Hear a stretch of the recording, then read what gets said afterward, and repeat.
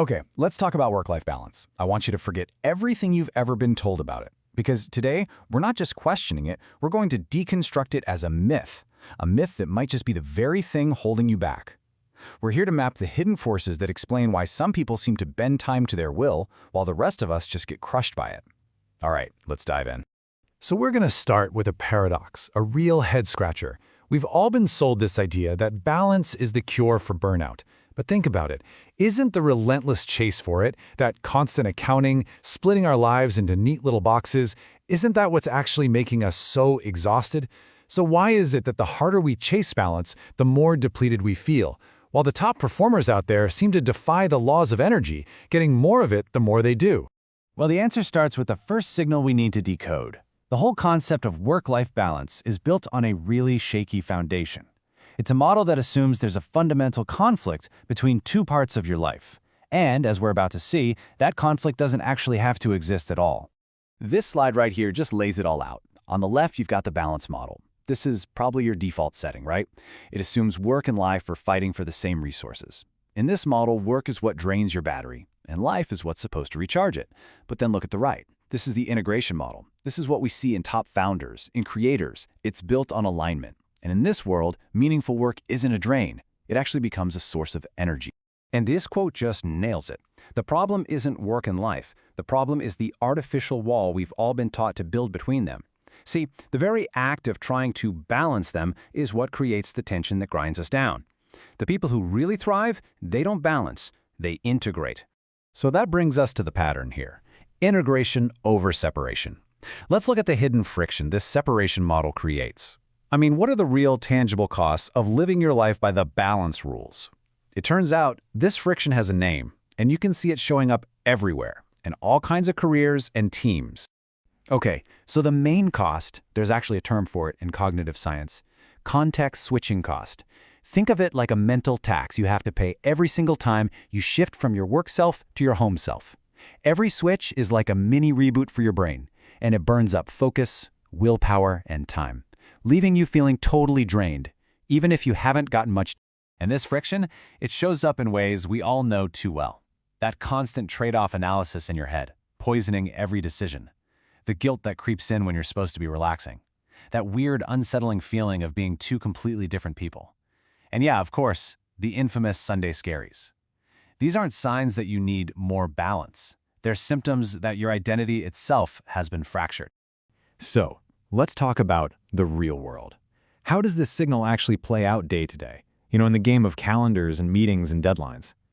This brings us to our third section, where we're going to see how the work we choose to do literally manipulates our perception of time. And believe me, this isn't just a feeling, it's a strategic reality. The people who win this game, they make one crucial shift in their thinking. We've all been obsessed with the wrong metric, managing our hours. The top performers, they're not playing that game. They're playing the game of generating energy. They look at their calendar not as a bunch of slots to fill, but as a system for creating momentum. And this slide visualizes the two opposing forces in that game perfectly. On one side, you have work driven by external pressure. The endless status meetings, the arbitrary deadlines. That feels like pushing a massive boulder uphill. It's just a constant draining effort. But then you have work driven by an internal pull. That's when you're solving a problem you're truly obsessed with. That feels like a gravitational force. It doesn't drain you, it pulls you forward. And this reveals the most important rule of the game. Burnout is not a symptom of overwork. It's a symptom of working really hard on the wrong things. It's the friction from misalignment. That gap between what your calendar says is important and what you know is important. That's what truly, deeply exhausts us. Which brings us to a really critical point, the cost. What is the true price you pay for staying trapped in this balance myth? Who are the people who ultimately lose because they misread these signals and play the game all wrong? Take a look at this number. Just 4 hours. 4 hours on your calendar, but it's filled with that fragmented, low-leverage, boulder-pushing work. It can feel like a full day, can't it? It's heavy, it creates drag. It's the kind of day that leaves you absolutely wiped out with almost nothing to show for it. Okay, now, consider this. 8 hours, double the time? 8 hours, but you spend it in a state of deep focus, completely pulled in by a meaningful challenge. It can feel like it's over in a flash. That's the experience of flow, where your sense of time just warps because the work itself is creating energy, not taking it. So the real cost, then, is a fundamental misunderstanding of your most valuable asset. Time is not this fixed thing that just ticks by. Its value literally expands and contracts based on the quality of your engagement. Playing the balance game forces you into low-value, high-drag time. So if that's the heavy price of playing the wrong game, how do people win? Well, that brings us to our fifth section, the edge.